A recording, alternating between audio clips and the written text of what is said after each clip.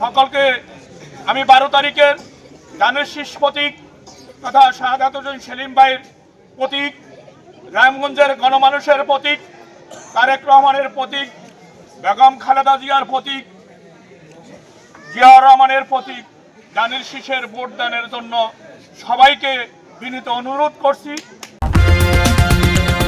লক্ষ্মীপুর 24 বিশ্বজুড়ে লক্ষ্মীপুর।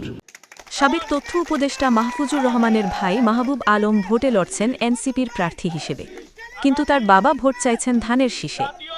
লক্ষ্মীপুর 1 রামগঞ্জ আসনে নির্বাচনী লড়াইয়ে এমন এক অভিনব দৃশ্য তৈরি হয়েছে, যেখানে একই পরিবারের 2 সদস্য বিপরীত মেরুর প্রার্থীর পক্ষে মাঠে নেমেছেন।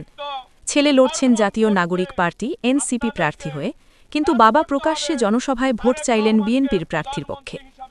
শুক্রবার 23 জানুয়ারি দুপুর থেকে রাত 8টা পর্যন্ত লক্ষ্মীপুর 1 রামগঞ্জ আসনে এমন ব্যতিক্রম ঘটনা ঘটেছে। আরও একটি ব্যতিক্রম ঘটনা হচ্ছে, মাহবুব আলমের বাবা যেখানে ছেলের কথা ভুলে ভোট করছেন ধানের শীষের, সেখানে মাহবুব আলমকে আসন ছেড়ে দেয়া জামায়াত ইসলামীর প্রার্থী নাজমুল হাসান পাটোয়ারি নিজেই মাহবুব আলমের শাপলা কলির স্লোগান দিয়ে মুখরিত করছেন হাজার হাজার সমর্থকদের। এ আসনে ছেলে জাতীয় নাগরিক পার্টি এনসিপি ও 10 দলীয় জোটের প্রার্থী মাহবুব আলম লড়ছেন শাপলাকলি প্রতীকে। তিনি সাবেক তথ্য উপদেষ্টা মাহফুজ আলমের ভাই এবং এনসিপির কেন্দ্রীয় নেতা। অন্যদিকে তার বাবা আজিজুর রহমান লক্ষ্মীপুর 1 আসনের রামগঞ্জ উপজেলার ইশাপুর ইউনিয়ন বিএনপির সাধারণ সম্পাদক। তিনি বর্তমানে ওই আসনের বিএনপির প্রার্থী শাহাদাত হোসেন সেলিমের পক্ষে জোরালো প্রচার চালাচ্ছেন।